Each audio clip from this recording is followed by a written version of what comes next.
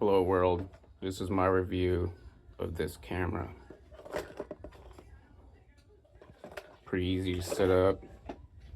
Just had to buy an extra doorbell transformer dingling.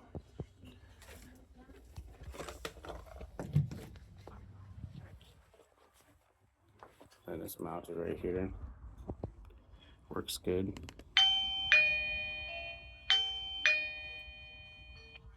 Excuse me, can I help you?